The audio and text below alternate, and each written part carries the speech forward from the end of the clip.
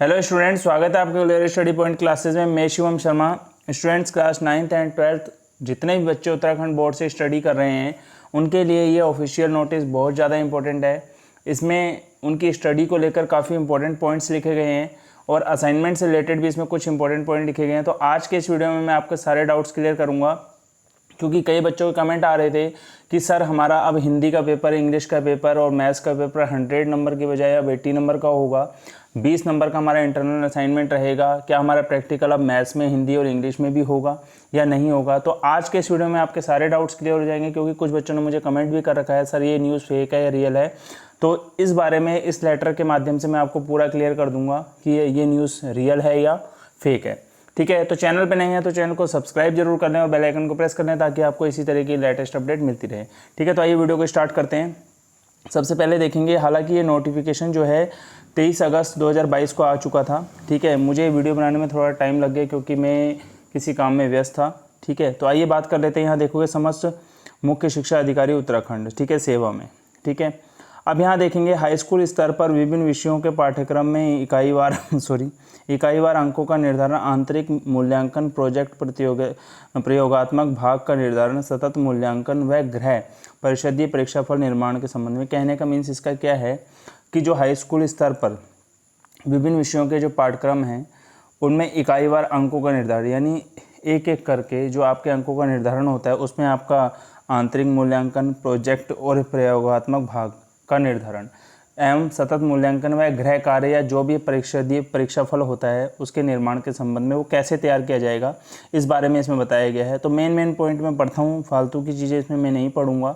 Main topic आपको बताता हूँ मैं। यहाँ पे देखोगे, यहाँ पे लिखा है कि आंतरिक मूल्यांकन वाले विषयों के अलावा अन्य समस्त विषयों में भी सैद्धांतिक भाग के साथ साथ आंतरिक मूल्यांकन, प्रोजेक्ट प्रयोगात्मक भाग का प्रावधान कर दिया गया है। यानी कहने का मीन्स है कि जैसे आपका थ्योरेटिकल पोर्शन होता था, अब उन पोर्शन में भी जो थ्योरी वाले आपके क्या कहते हैं विषय थे, जैसे हिंदी, इंग्लिश, तो उसमें भी अब क्या होगा, मूल्यांकन यानी आंतरिक मूल्यांकन, इंटरनल असाइनमेंट हो गया, प्रोजेक्ट हो गया, या जो लैब वगैरह में जाके आप प्रैक्टिकल करते थे उन सब का प्रावधान इसमें कर दिया गया। इंटरमीडिएट स्तर पर भी प्रयोगात्मक विषयों में प्रयोगात्मक भाग के निर्धारण, अंकों का बाह्य व आंतरिक परीक्षक के मध्य 50% अंकों का विभाजन कर दिया गया। यानी अब उनको 50-50 में बांट दिया गया है। यानी जैसे 30 नंबर का आपका प्रैक्टिकल होता था, अब वो 15 नंबर आपको स्कूल के थ्रू मिलेंगे और 15 नंबर जो आपका एग्जामिनर आएगा वो आपको देगा। ठीक है, 70 नंबर का आपका पेपर होता था, अब 15 नंबर आपके स्कूल पर डिपेंड करेंगे कि स्कूल में आपका परफॉर्मेंस कैसा है,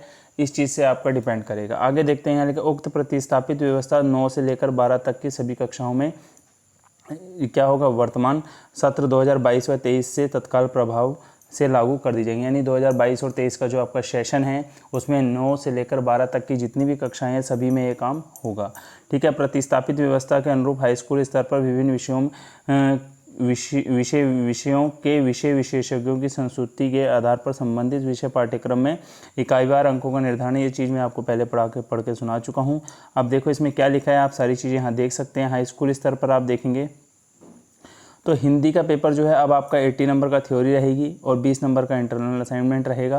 पूरा आपका क्या रहेगा, 100 नंबर। इंटरनल असाइनमेंट मतलब आपका जो टीचर, हिंदी के टीचर हैं, वो आपको इंटरनल असाइनमेंट कुछ भी प्रोजेक्ट दे सकते हैं बनाने के लिए। इंटरनल असाइनमेंट किसी भी टॉपिक पे दे सकते हैं, तो आपको वो बनाना है या जो आपको ठीक लगता है सॉरी टीचर से डिस्कस करके कि सर हम इस पे इंटरनल असाइनमेंट बनाएंगे। तो अगर टीचर उस चीज़ से आपको क्लियर कर देता है कि हाँ बेटा आप ऐसा बना सकते हो, तो आप उस चीज़ पे इंटरनल असाइनमेंट बनाओगे, उसी के बेस पे आपको नंबर मिलेंगे। और 33 नंबर जो है आपको पास होने के लिए चाहिए होते हैं, क्राइटेरिया आपका वही है। उर्दू जितने भी सब्जेक्ट हैं सबका सेम ऐसे ही हो गया है अब। ठीक है, बस आप यहाँ देखेंगे होम साइंस में जो था खाली ये गर्ल्स के लिए है होम साइंस, तो इसमें क्या है 70 नंबर का थ्योरेटिकल और 30 नंबर का उनका प्रोजेक्ट रहेगा। तो ओवरऑल 100 नंबर हो जाएंगे। अब यहाँ पर आ जाते हैं, अब जो म्यूजिकल इंस्ट्रूमेंट वाले हैं उनमें क्या रहेगा, 30 नंबर का आपका थ्योरी, 50 नंबर का प्रैक्टिकल, 20 नंबर का इंटरनल असाइनमेंट, 100 नंबर का सेम रहेगा। ये 5 विषय जो देख रहे हैं आप, जिन पे मैं सर्कल कर रहा हूँ, इन पे सेम प्रोसेस है जी। ठीक है, आगे नीचे भी देख लेते हैं कितने सब्जेक्ट ऐसे हैं जिनमें सेम प्रोसेस रहेगा। तो यहाँ पे आप देखेंगे ये वाला भी जितने भी म्यूजिक से रिलेटेड सब्जेक्ट हैं, पेंटिंग वेंटिंग, इन सब में एक ही आपका एरिया चल रहा है। ठीक है, इसमें कोई ऐसा हेर फेर वाला मामला नहीं है।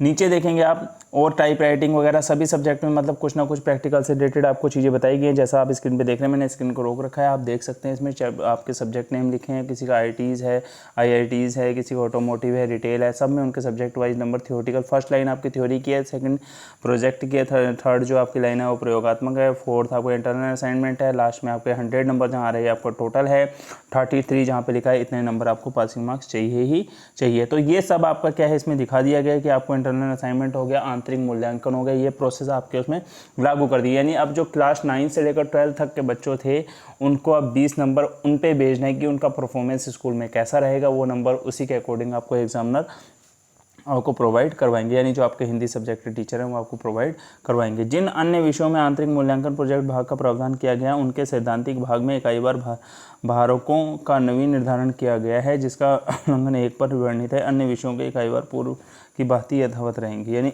कहने का मतलब है सॉरी, जो ये नया नियम अब लागू किया गया है, ये न्यू शर्तें कह सकते हैं आप, ये लागू की गई हैं। जो अनुलंघन 1 में इसके बारे में पूरे अच्छे तरीके से बताया गया है। और जो पहले से विषय जो प्रैक्टिकल के अंदर आते थे, जैसे साइंस हो गया, कई चीज़ें आपकी आती थी, वो यथावत वैसी ही रहेंगी, उसमें कोई भी चेंजेस नहीं किया गया। तो आज के इस वीडियो में मैंने आपको यही समझाना था कि 2022 2022 व 23 में 33% अंक प्राप्त करने को ही उत्तीर्ण घोषित किया जाएगा।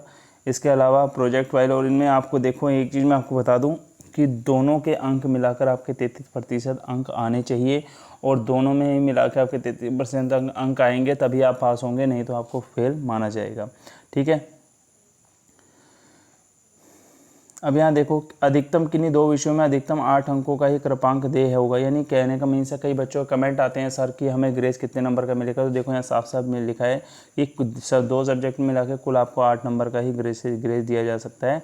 लिखा है आंतरिक मूल्यांकन जो भी लागू हो भाग में कुल मिलाकर 25% अंक प्राप्त किए गए हैं, तथा समस्त विषयों के कुल प्राप्त अंकों का योग न्यूनतम 33% हो।